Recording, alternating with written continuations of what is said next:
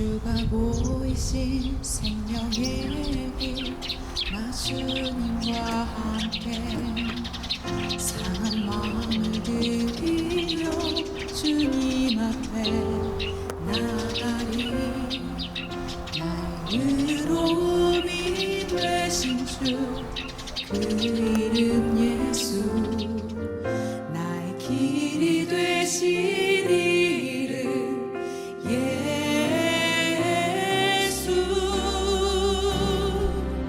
나의 길 오직 그가 아시나니. 나를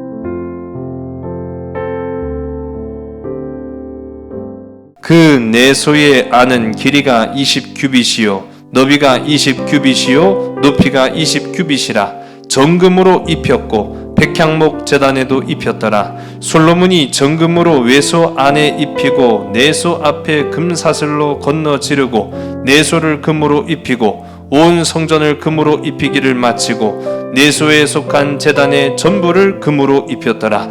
솔로몬이 내소 가운데에 그룹을 두었으니 그룹들의 날개가 펴져 있는데 이쪽 그룹의 날개는 이쪽 벽에 닿았고 저쪽 그룹의 날개는 저쪽 벽에 닿았으며 두 날개는 성전의 중앙에서 서로 닿았더라. 그가 금으로 그룹을 입혔더라. 내 외소 사방 벽에는 모두 그룹들과 종려와 핀 꽃 형상을 아로 새겼고 내외 성전 마루에는 금으로 입혔으며 내소에 들어가는 곳에는 감람나무로 문을 만들었는데 그 문인방과 문설주는 벽의 5분의 1이요 감람나무로 만든 그 두 문짝과 그룹과 종려와 핀 꽃을 아로 새기고 금으로 입히되 곧 그룹들과 종려에 금으로 입혔더라. 또 외소의 문을 위하여 감람나무로 문설주를 만들었으니 곧 벽의 4분의 1이며 그 두 문짝은 잣나무라. 이쪽 문짝도 두 짝으로 접게 되었고 저쪽 문짝도 두 짝으로 접게 되었으며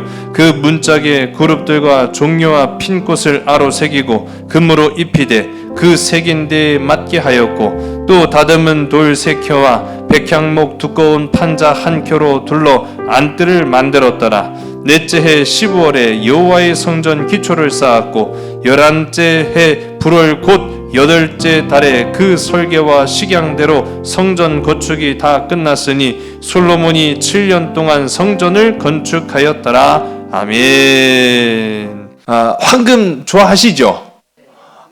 너무 적극적으로 좋아하시는 것 같아.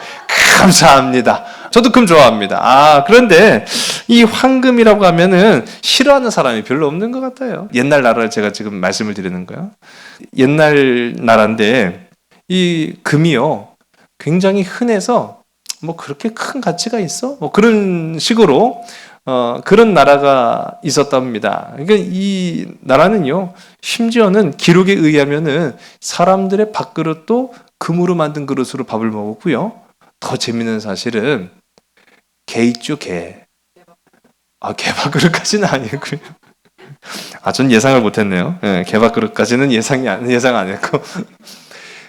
그 기록에 의하면 개와 원숭이의 목줄에다가 금을 둘렀다는 거예요.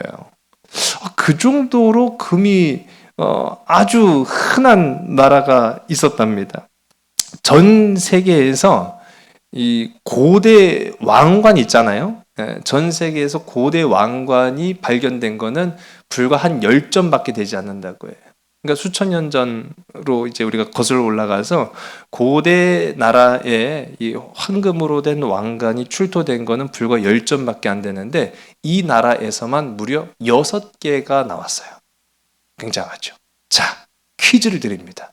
과연 이 황금의 나라는 어디일까요?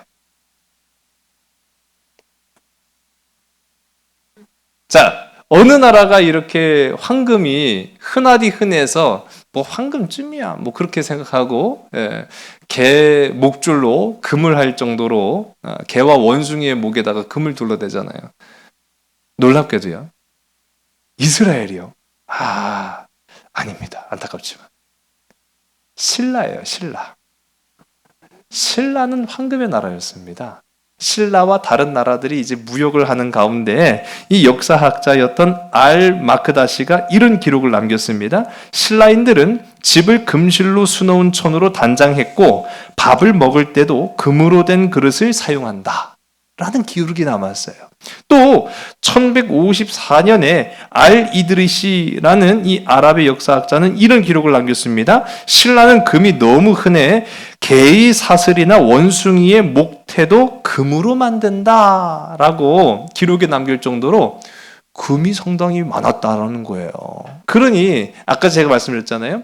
고대 이제 아주 옛날 시대에 금으로 된 관이 불과 10점밖에 전 세계적으로 발견이 안 됐어요. 그 중에 6개가, 자, 보여드리면은, 6개가 신라에서 출토된 금관입니다. 굉장하죠. 그리고 그 화려하기가 이를 데가 없는 그런 모습들을 우리가 이제 보게 됩니다.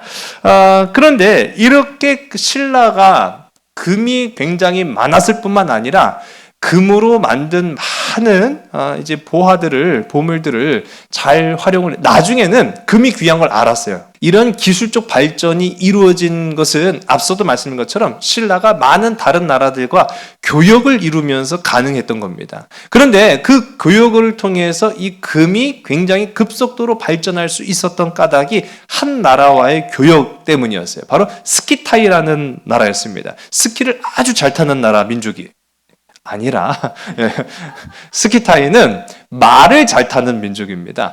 스키타이가 어느 곳에 위치하냐면 지도를 보시면 여기가 지중해고요. 여기가 이스라엘이에요. 이 밑으로는 애굽. 우리가 여기는 잘 알고 있는 바사, 바벨론, 아수르 뭐 그런 나라들이 있는 곳이고 이 위쪽에 오늘날로 따지면 우크라이나 그쪽 부분인가요? 뭐 그쯤 될 거예요. 이곳에 스키타이라는 나라가 있어요. 유목민족입니다. 이 유목부족 국가가 무역을 통해서 이쪽을 쭉 횡단해. 이쪽을 보면 이제 몽골, 중국 이렇게 나오잖아요. 몽골, 중국, 뭐 실크로드 우리가 이제 역사 시간에 많이 배웠습니다만은 그 초원길이라고 불려지는 그 무역로를 통해서 신라까지.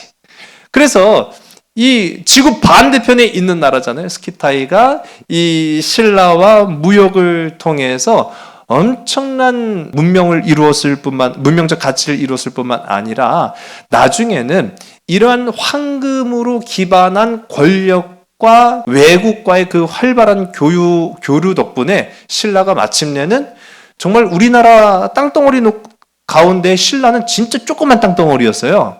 그런데 이 조그만 땅덩어리가 그 황금이라는 부와 권력을 기반으로 해서 나중에는 고구려, 백제, 신라를 통일하는 엄청난 국가로 발전하게 되었다. 이 황금으로 기반을 한 것이거든요. 그럼 스키타이라는 이 민족이 어느 정도로 금 세공 기술이 뛰어난가? 보시면은요, 빛이에요. 밑에 이제 보시면 이게 금이가 있죠. 이게 빛 아랫부분이고 이게 빛의 손잡이 부분입니다. 전쟁을 하는 전사의 용맹한 모습을 이제 상징한 건데 이 빛이라는 게 솔직히 머리를 빗는 용도잖아요. 크지 않았던 거예요. 손바닥만한 커봐야 한 손바닥만한 크기 정도일 거예요. 그러니까 세공 기술이 상당히 발달했다라는 걸 의미합니다. 마찬가지로 우리 신라 시대 금관이라든지 그런 부분들의 세공 기술을 보면은 상당히 세밀하고 아주 정교한 기술들을 우리가 엿볼 수 있는 거거든요. 그러니까 스키타이로부터 이러한 문명의 교류가 있었다라는 것을 이제 우리가 보게 됐는데, 신라가 황금의 나라라고 불렸던 것처럼 이 스키타이라는 나라도 황금의 나라라고 불렸는데, 그럼 도대체 이 스키타이가 누구냐라고 하면 성경에 나올까요? 나옵니다. 성경 속에 나와요. 이 스키타이라는 나라가 마곡이라는 이름으로 나와요. 군대가 잘 조직된 나라였어요. 기마병이 있었고 말이 있었고, 또 보면은 그 기마병들이 갑옷을 입고 큰 방패와 작은 방패를 가지고 또 칼을 아주 잘 사용했다라는 것을 우리가 볼 수 있습니다. 그러니까 그 당시 굉장히 용맹한 전투 부족이었다라는 것을 추측할 수 있죠. 그런데 이 스키타이가 언제 부흥하기 시작했느냐라고 하면은 기원전 8세기입니다. 기원전 722년이 북이스라엘이 멸망한 해예요.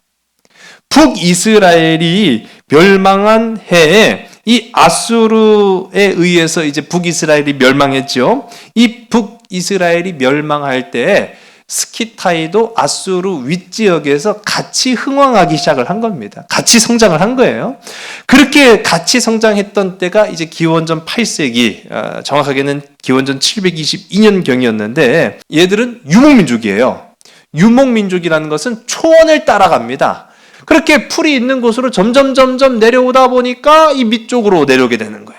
이 노란색 선이 오는 길로 이렇게 이 스키타이 이 부족이 내려오고 점점 내려오고 있다라는 것을 이제 보게 돼요. 그런데 이때 722년에 북이스라엘이 멸망했어요. 자, 남유다만 이제 남았어요. 남유다의 상황은 어땠을까요? 굉장한 혼란이에요. 그냥 북이스라엘이 망해버렸어요. 멸망했어요. 그런데 남겨진 남유다가 어떻게 됐느냐라고 하면, 나라는 망했지만 백성들은 살아야 되잖아요. 그러니까 그 북이스라엘의 멸망한 민족들이 다 어디로 가겠습니까? 남유다로 가는 거예요. 엄청난 민족의 대이동이 이제 일어나기 시작합니다. 거기 더 이상 살 수가 없으니까요. 아수르가 막 지배하고 다 내 땅이라고 하는데 뭐 살 방법이 없잖아요. 그러니까 그나마 말이 통하고 그래도 한 민족인 남유다에게 이제 이스라엘 사람들이 그냥 막 우후죽순으로 와르르 몰려가는 거예요. 그러니까 남유다로서도 굉장히 어려운 시기가 바로 이 시기였습니다.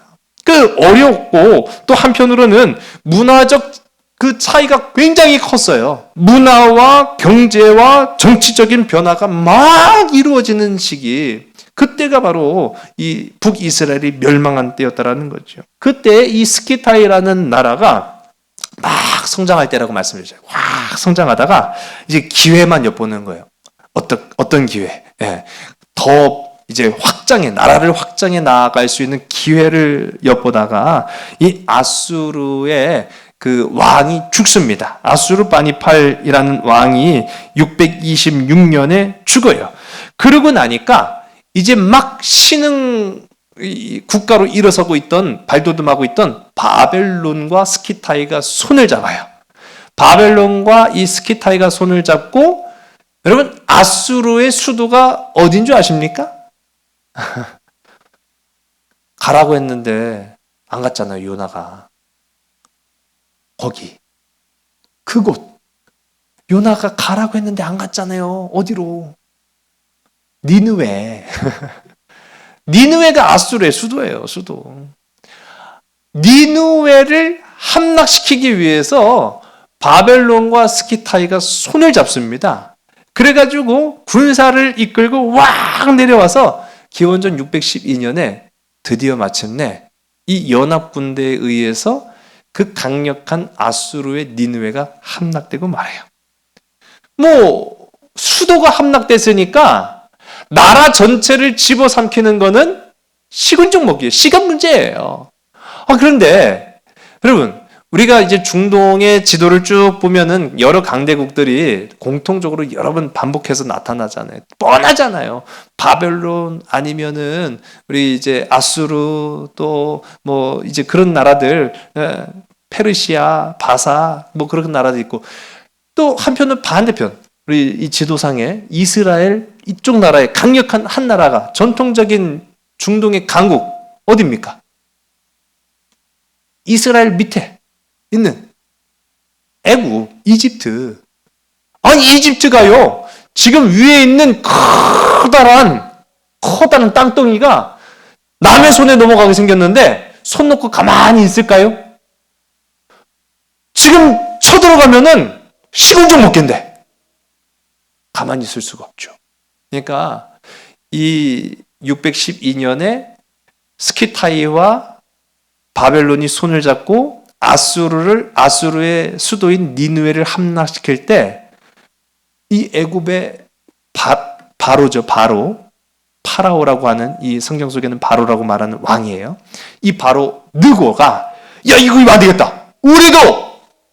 우리도 아수르를 정복하자. 그래가지고 출정을 합니다. 애굽의 군사들이 이제 진격해서 올라가요. 자, 애굽의 군사들이 여기를 가려면 반드시 어디를 지나쳐야 될까요? 어느 나라를 지나쳐야 될까요? 길목. 이스라엘을 지나쳐야 돼요. 그러니까 이 애굽의 느고 왕이 이스라엘 왕, 그때 이제 북이스라엘은 없고요. 남유다의 왕 요시야한테 우리 지나갈 테니 길목을 좀 터다오 얘기를 한 거예요. 자, 진짜 지나갈 목적으로 얘기를 한 겁니까? 아니면은 이 애굽이 이스라엘을 공격할 목적으로 얘기한 겁니까?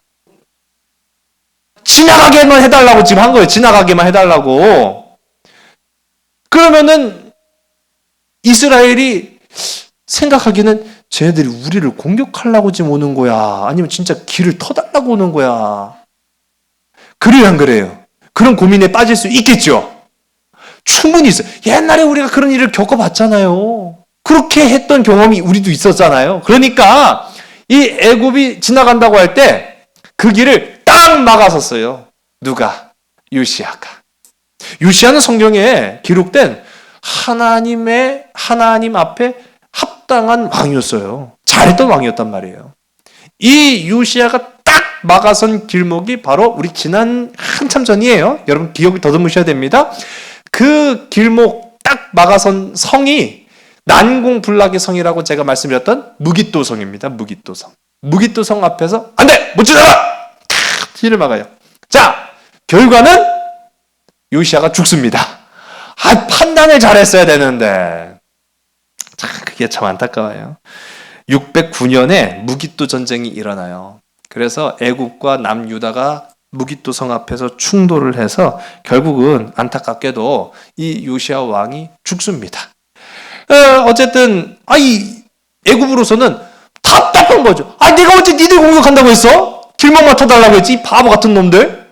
그래갖고 어쨌든 요시야는 죽었어요. 그리고 진격해서 위로 올라갑니다. 그런데 이 애굽이 요시야 왕과 무깃도 앞에서 전쟁하느라고 그때 이 피해가 상당했어요. 피해가 상당한 바람에 막상 딱 올라가서 보니까 처음에는 니느웨를 공격할 때 스키타이어와 바벨론이 손을 잡았다고 했어요. 근데 막상 가서 보니까 메데라는 나라까지 3개 연합국이 딱하니 준비하고 있는 거예요. 상대가 됐을까요? 안 됐을까요? 아무리 강력한 애굽이라 할지라도 상대가 되지 않은 거예요. 결국은 전쟁에서 지고 패배해서 돌아갑니다. 돌아가면서 생각해보니까 이 느고 애굽의 왕이 열이 뻗쳤을까요? 뻗치죠. 누구 때문에? 남유다 때문에. 걔가 길만 안 막았으면은 내 생각대로 그냥 잘 가갖고 전쟁해서 잘하면 그거 아수로 내 거 될 수도 있었는데 그 엄한 놈이 갑자기 길을 막아버리는 바람에 너무 힘을 다 빼놓은 것 같단 말이에요. 그래서 오는 길에 이 애굽의 왕 느고가 남유다의 왕 여호아스를 인질로 붙잡아 갑니다. 그러니까 느고에 의해서 일단 그 아버지 이 요시야가 죽었어요. 요시야가 죽으니까 어린 아들이 왕으로 올라갔는데 오는 길에 그 어린 아들을 인질로 잡아가요. 인질로 잡아가고 그 자리에 대신 왕을 한 명 또 세워요. 그게 여호야김. 지지난주에 제가 말씀드렸던 애굽에 무조건 충성했던 충성파. 나는 곧 죽어도 애굽이야 라고 했던. 왜? 애굽 때문에 왕 된 사람이거든요. 자기가 왕차리가 아닌데 애굽 때문에 왕이 됐기 때문에 곧 죽어도 애굽하였던 이 여호야김을 왕으로 딱 세워놓고 오면서, 야, 내가 너 왕 만들었으니까 너 나한테 충성을 다하고 나한테 조공을 바쳐? 예, 알겠습니다. 그렇게 하겠습니다. 그러니까 이 여호야김은 아버지 요시야 왕처럼 하나님 앞에 충성한 게 아니라 누구 앞에 충성을 다한 거예요? 애굽 앞에 충성을 다했어요. 그래서 성경이 기록하기를 그는 악한 왕이었다라고 말했죠. 조공을 내기 위해서 세금을 넘쳐나게 부과를 한 거예요. 그냥 그 중간에는 자기 몫으로 착복하기도 하고요. 그러다 보니까 백성들의 원성도 자자해요. 그런데 문제는 뭐냐면 그렇게 애굽한테만 조공을 잘 갖다 바치고 잘 먹고 잘 살았다라고 하면 끝! 해피엔딩일 것 같은 이 남유다의 문제는 애굽은 그렇게 전쟁에서 져서 내려갔어요. 근데 문제는 이 아수르를 떡하니 차지했던 바벨론이 점점 강력한 영향력을 발휘하기 시작합니다. 그러면서 이 바벨론이 남유다한테, 야, 니네 우리가 보여줄 테니까 우리한테 조공 갖다 바쳐. 알았지? 아, 잠깐 그걸 보세요. 그러면 지금 원래 조공은 누구한테 바치기로 약속했어요? 애굽한테 바치기로 약속했단 말이에요. 근데 걔보다 더 힘센 애가 와갖고 나한테 조공 바치라고 하니까 지금 조공을 두 나라에 갖다 바쳐야 돼요. 그게 가능할까요? 불가능할까요? 불가능합니다. 이 조공의 양이요, 상당해요. 그러니 여호야김으로서는 선택해야만 했어요. 인간이 가장 하기 힘든 일 중에 하나가 선택이랍니다. 네, 짜장면을 먹을지 짬뽕을 먹을지. 인간이 겪을 수 있는 고민 중에 가장 어려운 일들이 바로 선택이라는데, 지금 여호야김으로는 애굽한테 조공을 갖다 바칠지 바벨론한테 조공을 갖다 바칠지 지금 선택해야만 했거든요. 두 군데 다 갖다 바칠 수는 없어요. 자, 어떤 선택을 했다고 제가 지난번 말씀드렸죠? 얘는 그렇죠, 곧 죽어도 애굽. 애굽이 자기를 왕 만들어줬으니까. 그래서 바벨론 됐어 임마, 니들한테 안 줘. 그리고 애굽에다가 충성을 다했어요. 그러니까요. 아이, 문제죠. 선지자들이 막 반대를 했단 말이에요. 아니라고. 아이, 정세를 볼 줄 알아야 돼요. 왕은 그래서요, 참 똑똑해야만 합니다. 왕이 멍청하면요, 큰일 나요. 정세를 읽을 줄 알았어야 되는데 이 여호야김은 곧 죽어도 그냥 애굽 하다가 느부갓네살, 당시 이제 강력한 바벨론의 임금이었던 느부갓네살, 이놈 봐라, 미쳤네, 반항해? 그래가지고요, 군대를 이끌고 내려와서 결국 어떻게 됩니까? 남유다가 멸망해버렸어요. 그 한 번의 잘못된 선택으로 남유다가 멸망합니다. 근데 이제 처음에는 도와주려고 애굽도 왔어요. 근데 애굽이 왔다가 아까 지난번에 한번 졌었죠. 참 그게 재밌어요. 우리가 가끔 여러분 권투 좋아하십니까? 육탄전. 직접 싸우는 걸 좋아하시는군요. 네. 한 번 졌던 애가 다시 이기기가 참 어려워요. 이상하죠. 애굽이 한 번 바벨론한테 졌어요. 근데 또 진 거예요. 그게 아주 유명한 605년, 기원전 605년에 이루어진 갈그미스 전쟁인데, 여기에서 완전히 애굽이 짐으로 인해서 그때부터 애굽이 몰락해서 언제까지 못 일어나세요? 오늘날까지 못 일어나고 있어요. 예. 애굽이 비리비리한 나라가 된 게 그때 그 사건 때문이요. 예. 요시아가 길을 막아버리는 바람에 아이, 그렇게 해서 애굽은 깨갱. 결국은 여호야김은 엄마가 나는 하나님보다 애굽을 더 의지하고 믿었는데 형님이 그냥 깨갱하고 가버렸으니 이거 어떻게 한다가? 예, 별 수 없죠. 바벨론이 남유다를 멸망을 시켜버립니다. 그리고 우리가 잘 아는 바벨론 포로기가 시작이 되는 거예요. 바벨론 포로기는요, 한 번에 이루지 않았습니다. 1차, 2차, 3차 세 번에 걸쳐서 이 바벨론의 포로로 끌려가고요, 남은 이스라엘과 예루살렘은 철저하게 파괴가 되는 거예요. 철저히 파괴가 됩니다. 그래서 제가 이제 오늘 이 말씀까지 오는 거예요. 황금의 나라, 아까 제가 신라라고 말씀드렸는데 황금의 나라로 불려지는 한 나라가 또 있었어요. 그게 바로 이스라엘 맞아요. 이스라엘도 황금의 나라였어요. 어디를 보면 알 수 있느냐? 오늘 우리가 읽은 본문의 말씀을 보면 알 수가 있어요. 오늘 본문에 나온 이 장소는 어디를 말하고 있는 걸까요? 그렇죠. 성전을 말하는 거예요. 성전이 어떤 모양인지를 묘사하고 있는 오늘 우리가 함께 읽은 본문의 말씀인데요.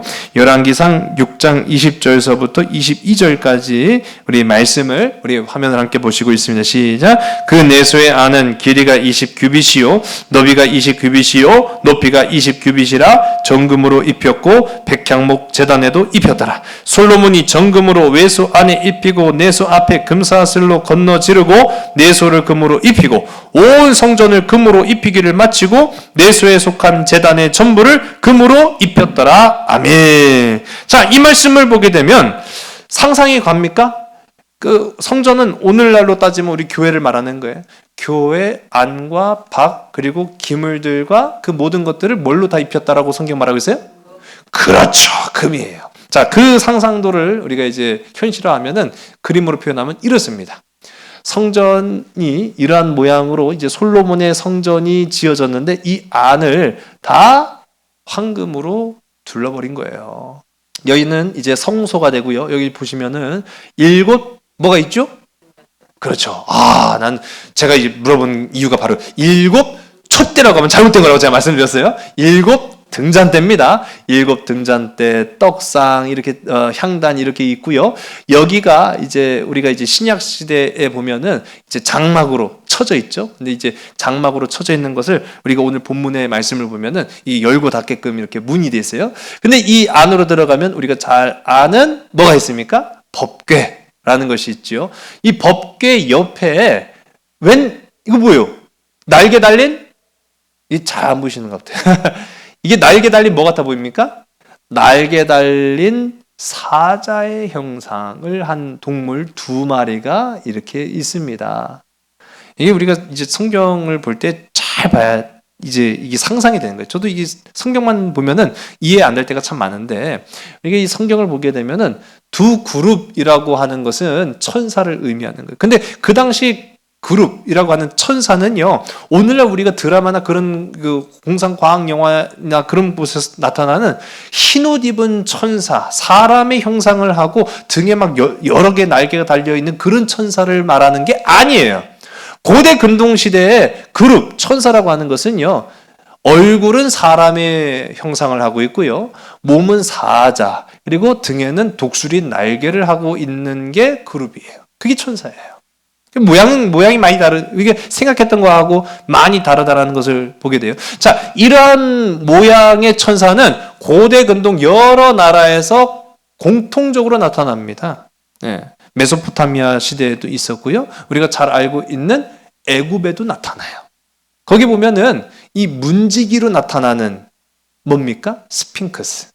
그것도 고대 근동, 날개만 없다 뿐이지 형상은 비슷해요. 사람의 얼굴을 하고 있고 몸은 사자의 몸을 하고 있는 그런 이제 모습이 이 지성소 안에 법궤를 보호하고 있는 그런 모습으로 이제 표현이 되는 거예요.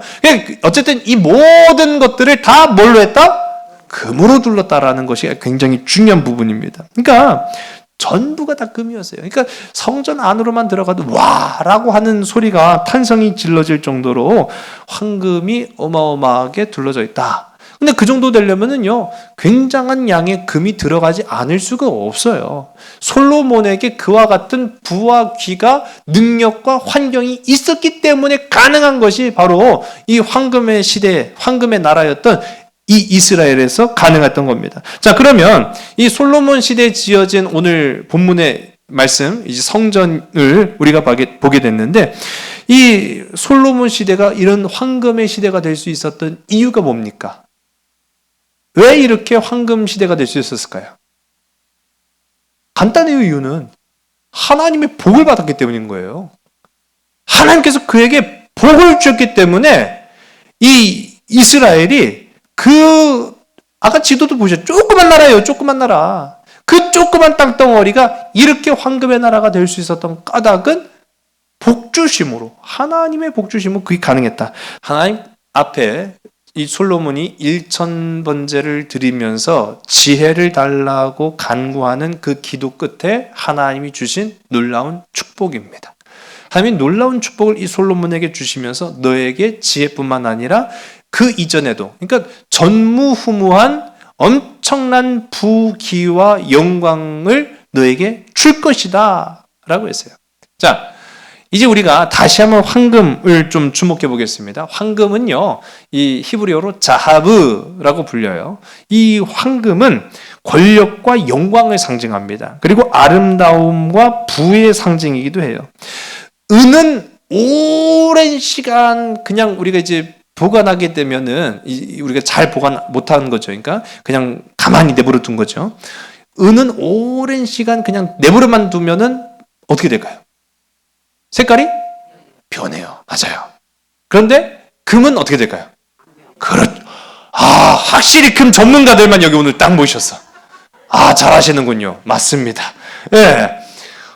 금을 알지 않고는 할 수 없는 대답들이 이제 다 나와요. 예. 맞습니다. 금은요, 오랜 시간을 보관을 안 해도 이게 금은 변색이 안 되는 거예요. 그러니까 변질하지 않는 영원한 기쁨을 의미하는 것이 황금입니다. 자하브라고 말해요. 이 자하브의 뜻은 빛이 나다, 반짝이다, 아주 맑다 라는 그런 의미를 담고 있는 것이 이 자하브인데, 솔로몬이 하나님께로부터 받은 축복을 황금으로 상징하는 거예요. 이처럼 하나님이 솔로몬을 복주셨다라는 것을, 빛나게 하셨다, 영광스럽게 하셨다라는 것을 알 수 있는 대목이 모든 성전 안의 기물과 그 성전 전체를 다 황금으로 둘렀는데도 솔로몬의 국가는요, 차고 넘치는 거예요. 바벨론, 또 스키타이, 메데, 아수르, 애굽, 이스라엘 다 알고 보면은 황금의 나라였습니다. 그러나 여러분 보세요. 영원할 것만 같은 이 나라들의 권력도 부귀도 영원했습니까? 영원하지 않았습니까? 영원하지 않았다는 게 아주 우리가 눈여겨볼 부분이에요. 바벨론도 망했습니다. 애굽도 망했습니다. 스키타이도 망했습니다. 메데도 망했습니다. 아수르도 망했습니다. 결국은 그 황금의 나라라고 불려졌던, 영원히 꺼질 것 같지 않았던 그 부귀를 영원히 누릴 것만 같았던 그 나라들이 다 결국은 망해버리고 말았습니다. 근데 우리가 주목해볼 나라가 있어요. 이스라엘은 망하면 돼야 안 돼요? 안 됐거든요. 왜? 하나님이 솔로몬에게 부귀와 영광을 주시면서 영원토록 내가 너를 복을 주겠고 빛나게 할 것이다 라고 약속을 했는데, 결국 보면은 이스라엘도 망했어요, 사실은. 근데 이스라엘도 망하고 말았는데, 이거는요, 사람들이 하나님의 말씀의 뜻을 제대로 몰랐기 때문인 거예요. 하나님은 약속하신 하나님이십니다. 하나님은 약속을 변개하지 않으신 하나님이십니다. 하나님이 내가 너에게 복을 주겠다라고 했는데, 그 복을 주시겠다고 했다가 자식 하는 거 보니까 개갈이 안 나네. 진짜 내가 아까 복을 준다고 했는데, 야, 내가 가만 생각해보니까 너 복 주면 안 될 것 같아. 너 내가 저주할 거야. 그런 하나님이신가요? 아니에요. 그렇지 않아요. 하나님 복 주시겠다고 하면은 끝까지 갑니다. 그런데 왜 하나님께서 복 주시겠다고 했던 이 이스라엘도 마침내는 다 멸망하고 말았느냐? 그럼 하나님이 약속한 것 잘못된 거냐? 아니었다라는 거예요. 하나님이 약속하신 영원한 기쁨, 이 황금과 같은 영원한 기쁨이 사람들이요, 무엇인지를 몰랐기 때문이라는 거예요. 성경은 예수 그리스도를 무엇에 비교하느냐? 정금에 비교합니다. 오늘 우리가 함께 읽은 말씀에도 정금이 나와요. 그냥 금이 있고 정금이 있죠. 근데 그냥 금은 자하브라고 하는데, 이 정금은 사가르 자하브라고 말합니다. 사가르 자하브라는 말은요, 아주 순수한 금을 말하는 거예요. 우리로 따지면 24K 정도? 순금 정도가 아마 해당될 거예요. 그러니까 이 사가르 자하브 정금을 예수 그리스도에 비교합니다. 이 말이 무슨 말이겠어요? 하나님이 이스라엘에게 약속하신 영원한 기쁨, 영원한 빛, 영원한 영광은 눈으로 보여지는 그 물질로만 존재하는 황금이 아니라 진짜 빛으로 이 땅 가운데 오신 예수 그리스도를 말하는 거예요. 그게 하나님께서 약속하신 진짜 영광이었다라는 것을 이제 나중에 가서야 깨닫게 되는 거죠. 여러분 생각해 보세요. 그 망에서 없어진 민족만 남고 나라는 흔적도 사라진 이스라엘에게 뭘 남은 애정이 있다고 이 땅에 오실 예수 그리스도 구세주를 주시겠습니까? 이왕이면 다 엉치마라고, 저 같았으면요 로마의 황제로 주님이 오시면 더 좋잖아요. 더 빠르고 쉬울 수 있잖아요. 근데 왜 예수님께서 그 다 망해버린 나라에 정말로 보잘것없는 목수의 아들로 오셨습니까? 약속을 이루기 위해서. 내가 영원한, 솔로몬에게 약속한, 다윗에게 약속한 영원한 영광, 변치 않는 빛, 황금과 같은 귀한 존재인 예수 그리스도를 주기 위해서 하나님은 약속을 지키셨다라고 말하는 겁니다. 이제 우리가 우리 부활의 첫 번째 우리 수요일입니다. 부활의 영광이 저와 여러분의 삶에 이렇게 환하게 빛을 발하기를 주의를 간절히 소원합니다. 우리가 부활을 살아낸다라는 것은요, 단순히 물질의 풍성함만을 구하는 것이 아니에요. 내 삶이 빛을 발하는 것을 의미하는 겁니다. 진짜 부활의 자녀로, 부활의 백성으로 살아간다는 것은요, 내 안에 예수 그리스도가 항상 함께 하셔서 내 마음이 빛이 나는 거예요. 내 말 속에 예수 그리스도의 영광의 빛이 나는 거예요. 그게 정금인 거예요. 그게 황금인 거예요. 여러분, 황금의 시대는 바로 믿음을 살아내는 우리에게 지금 펼쳐지고 있는 줄을 믿으시기 바랍니다. 황금의 나라, 하나님의 나라, 귀하고 아름다운 영광, 예수 그리스도, 부활하신 빛 예수 그리스도를 오늘도 여러분의 삶 속에 모셔드리는, 그래서 그냥 눈앞에 황금이 눈이 멀어서 세상을 살았던 이 성경 속 많은 나라들이 아닌 하나님 나라 백성으로 신실하게 부활의 증인으로 살아갈 수 있는 복된 저와 여러분 우리 모두가 다 되기를 주의 이름 간절히 소원합니다. 기도하겠습니다. 하나님, 황금의 나라 이스라엘을 통하여서 오늘 우리가 우리에게 빛으로 오신 예수 그리스도를 발견하게 하여 주시옵소서. 우리가 세상에 소망을 던져주고 우리가 세상에 사랑을 증거할 수 있는 우리 모든 믿음의 지체들이 다 될 수 있도록 주님 인도하여 주시옵소서. 너무나도 힘들고 어려운 상황 가운데 있습니다. 직장과 가정과 삶의 터전 속에서 때로는 육체적으로, 때로는 일적인 부분으로 인하여서 우리가 갈급합니다. 또 낙심하기 쉽습니다. 주님, 그러나 빛으로 우리에게 찾아오셔서 우리의 손 붙잡아 주시고 우리의 마음 위로하여 주시고 우리의 발걸음 일으켜 주셔서 하나님의 영광을 위해서 오늘도 다시 일어설 수 있는 우리 삼손 가족들이 다 되게 인도하여 주시옵소서. 모든 것을 주님 손에 온전히 의탁하오며 사랑 많으신 예수 그리스도의 이름으로 감사하며 간절히 기도드렸사옵나이다. 아멘.